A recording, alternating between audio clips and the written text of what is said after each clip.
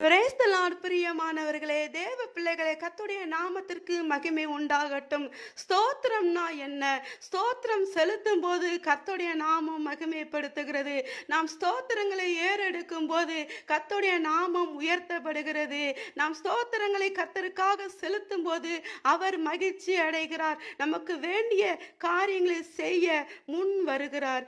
என்ன வந்தாலும் எது நடந்தாலும் அப்பாவை ஸ்தோத்தரிப்பேன். என்ன வந்தாலும் எது நடந்தாலும் அப்பாவை ஸ்தோத்தரிப்பேன். ஏசப்பா ஸ்தோத்திரம், ஏசப்பா ஸ்தோத்திரம். நாம் ஏசப்பாவுக்கு ஸ்தோத்திரம் செலுத்துகிறதுனாலே கிருபை நமக்குள்ள பெருகிறது என்று வேதம் சொல்லுகிறது. வேதத்தில் அதிகமாக கர்த்தரை துதித்த மனிதர் தாவீது ராஜாதான். தன்னுடைய சிறு வயதில் இருந்தே கர்த்தரை அதிகமாக துதித்து பாடினவர். அவருக்கும் பாடுகள் நெருக்கங்கள் எல்லாம் வந்தது. கர்த்தரை துதித்து துதித்து உயர்ந்த மனிதர். சின்ன பிள்ளையாக இருக்கும் போதே ஆடு மேய்த்த தாவீதை கர்த்தர் ராஜாவை அபிஷேகம் பண்ணினார். ஏனென்றால் கர்த்தரை பாடி துதித்ததுனால, ஸ்தோத்திரங்களை செலுத்தினதுனால ஸ்தோத்திரங்கள் பலிகள் என்று சொல்லப்படுகிறது.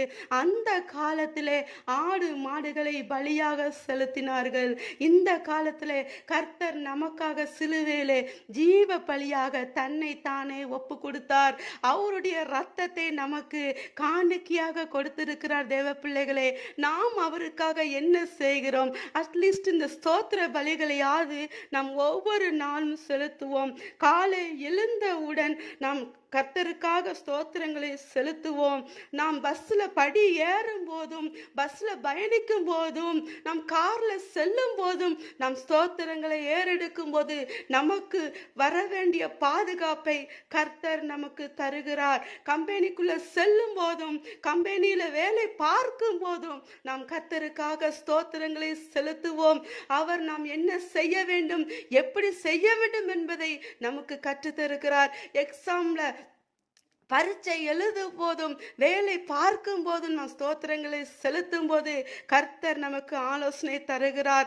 நம் கால் தடிக்கு விழுந்தாலும் நாம் ஸ்தோத்திரங்களை செலுத்துவோம். சாப்பிடும் போது நாக்க கடித்து கொண்டாலும் ஸ்தோத்திரங்களை செலுத்துவோம்.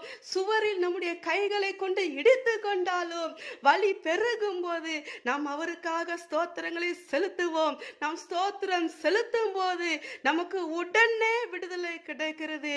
கர்த்தருடைய பிள்ளைகளே, நாம் ஸ்தோத்திரங்களை செலுத்தி செலுத்தி பயங்கர வெல்வோம். ஸ்தோத்திரங்களை செலுத்தி செலுத்தி நமக்கு எதிராக இருக்கிற மதிலை தாண்டுவோம். கர்த்தருக்காக ஸ்தோத்திரங்களை செலுத்தி செலுத்தி அவருடைய நாமத்தை மகிமைப்படுத்தி நாம் ஜெயத்தை பெற்றுக்கொள்வோம். கர்த்தருடைய நாமத்திற்கு மகிமை உண்டாகட்டும். ஆமென்.